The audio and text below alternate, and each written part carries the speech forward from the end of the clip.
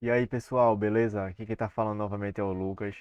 E no vídeo de hoje, como você já deve ter visto aí na thumbnail, né, do vídeo, eu vou falar sobre o Pinia. Só pra gente contextualizar, eu acho que vocês já estão vendo aqui, né? O Pinia, ele é uma solução, uma ferramenta, uma biblioteca praticamente, que a gente consegue gerenciar estado, né, com ele. Então a gente consegue, em uma aplicação com o Vue.js, a gente consegue gerenciar estado com o Pinia. Eu acho que o pessoal geralmente do Vue é mais habituado com o Vuex, né? O Vuex também é uma solução, né, para gerenciamento de estado em aplicações de Vue.js, mas assim, ambos têm particularidades que se diferenciam um do outro. Aqui é um ciclo de como funciona o Vuex, né? O Vuex basicamente ele tem as actions, mutation, state e o fluxo é basicamente assim: existe alguma interação do usuário com a view, né, com a parte visual da aplicação. Essa action vai disparar uma mutação e essa mutação vai ser responsável por alterar um estado, né? Aqui, como tem também nessa imagem, né? Com esse estado sendo alterado, a view do usuário será renderizada com os novos dados, né, que foram gerados. Então entra também o conceito também de reatividade nessas variáveis do state. O Pinia, ele não tem mutations. A gente consegue interagir com o nosso state diretamente pelas actions. Quando a gente for para a parte prática, a gente vai poder enxergar isso de forma mais clara. E assim, o Pinia, ele tem sido recomendado bastante pela equipe core do Vue, inclusive o Evan You, né, o criador do Vue.js, e ele tem algumas características muito legais, como tem aqui já, né? Ele é intuitivo, ele é type safe, ele tem suporte para o DevTools, né, para o Vue DevTools, ele é extensível, ele é muito voltado para a arquitetura modular, então se você tem um projeto com arquitetura modular, o Pinia é uma ótima pedida, é uma ótima opção, e ele é extremamente leve, né? E ele segue muito a filosofia do Vuex.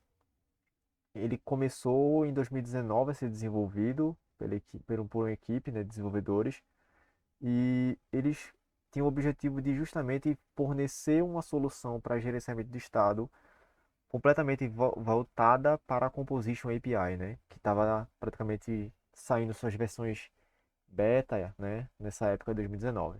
Mas sem mais delongas, vou mostrar para vocês um projetinho que a gente vai poder utilizar o Pinia. E basicamente, eu vou instalar o Pinia utilizando o comando npm e eu vou colocar aqui Pinia para eu instalar. Se você estiver utilizando o yarn, é só você usar o comando yarn add Pinia.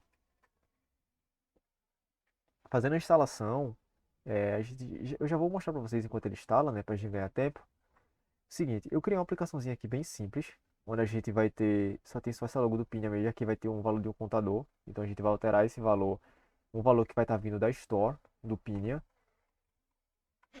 E aqui ele instalou a dependência já no projeto da gente. E agora eu vou executar o comando npm run dev, que foi um comando que eu configurei aqui. Lembrando que eu estou utilizando o Vite.js para ser o meu dev server e o meu builder aqui no projeto, com o Vue. É um projeto bem simples, só para efeito de realmente aprendizado aqui com o Pinia. E eu não vou focar em si tanto no Vue e mais no Pinia em si. A primeira coisa que a gente precisa fazer depois que a gente instala o Pinia é a gente colocar aqui no nosso main.ts, que é a porta de entrada da nossa aplicação Vue, né? A gente precisa aqui importar um método, que é o método praticamente principal para a gente poder utilizar aqui o Pinia como nossa store, que é o comando create Pinia.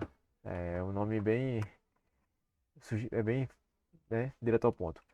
Create Pinia. E aqui nesse create app, a gente consegue ter acesso a um método chamado use. E no use a gente passa o create pinia e a gente está praticamente extraindo, né, via desestruturação, esse método create pinia lá do nosso pacote do pinia node modules. Fazendo isso, a gente já consegue fazer algumas coisas a mais aqui. Eu criei essa pasta store aqui dentro da pasta src e ela tem um arquivo chamado main. E é aqui onde a gente vai criar a nossa store. E uma coisa bem interessante que eu falei para vocês é que o Pinia, né, ele é muito voltado para essa questão de você ter stores, mini stores, de forma modular. Então, assim, você poderia criar vários arquivos aqui, JavaScript ou TypeScript, e cada um seria uma store. Então, poderia tipo, ter uma store para usuários, uma store para carrinho de compras, por exemplo, se fosse um e-commerce, né? Então, para a gente criar uma store aqui com o Pinia, eu vou criar dessa forma. Vou dar um export const e eu vou chamar essa variável, né, de use main store. Aqui eu vou atribuir o resultado de uma função chamada define store. Só porque eu tô querendo gravar o vídeo, ele não está completando. Mas tudo bem, a gente importa depois. Geralmente o VS Code ele dá um autocomplete, né? Mas aqui o define store apareceu. Pronto. O define store é um método do Pinia. Então eu estou extraindo via desestruturação, né? O define store.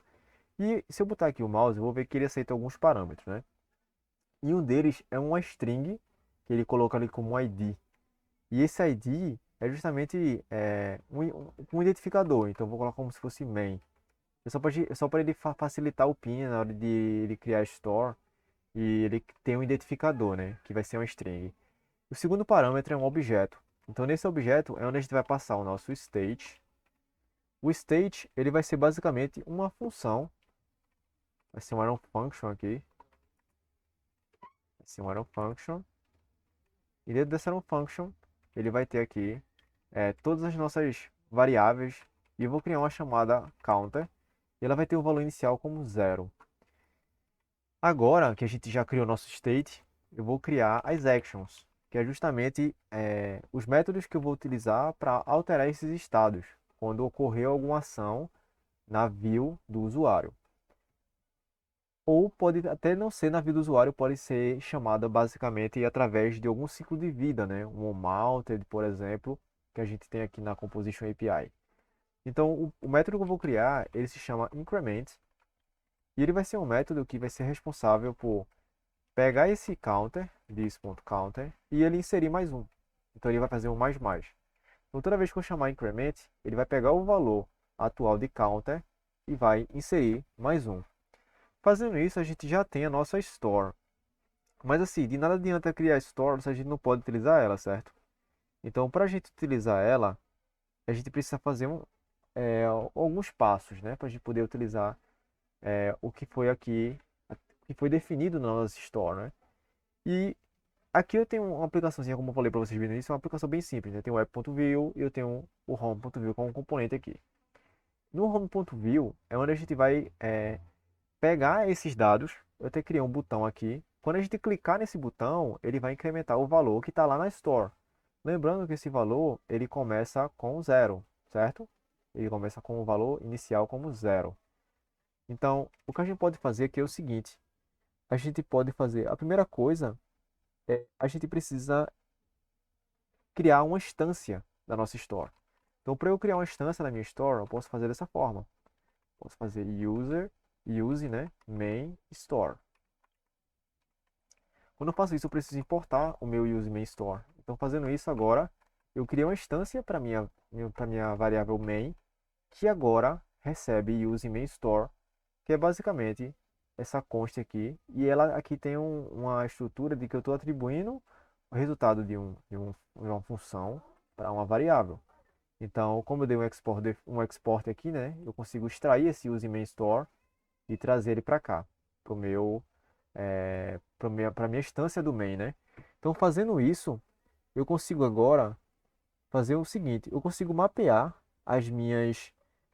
os meus métodos que estão lá na minha store. Então, eu posso fazer dessa forma. Então, eu quero tirar. Lembra que eu defini o método chamado increment? Então, pronto, é justamente isso. Então, eu vou fazer aqui um map actions, e eu preciso passar para ele dois parâmetros.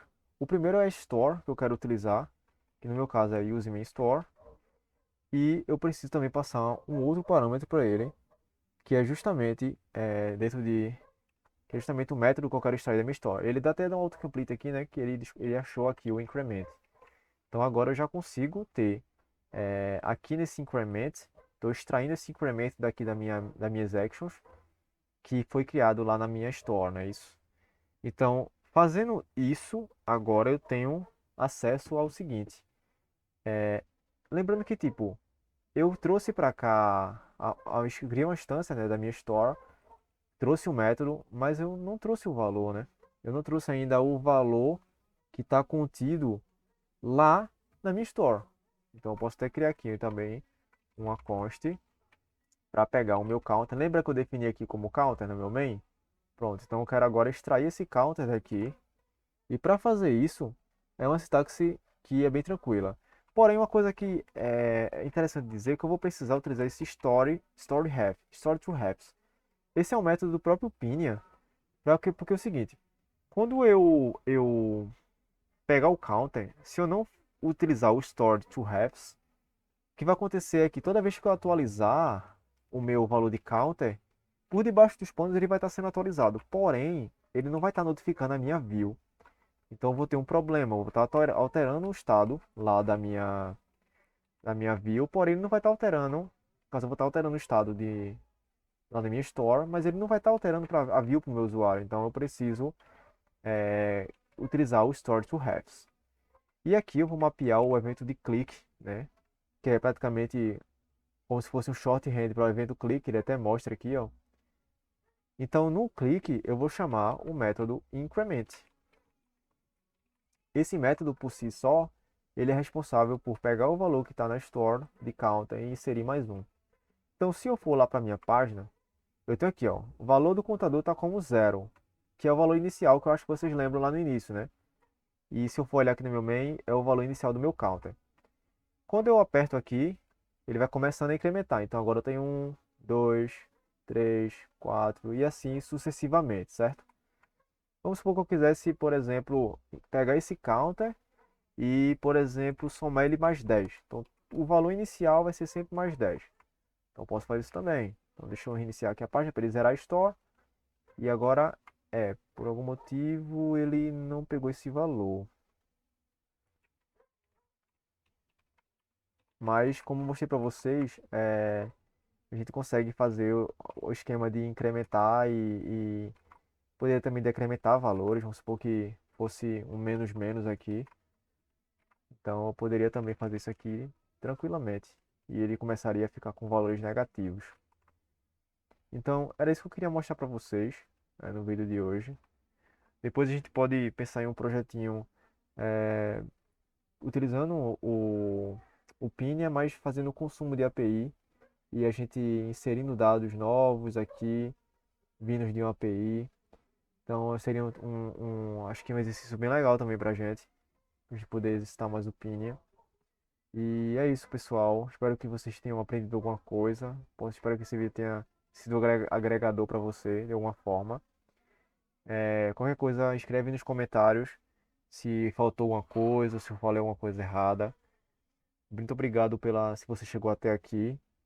E é isso. Vejo vocês numa próxima. Valeu, muito obrigado.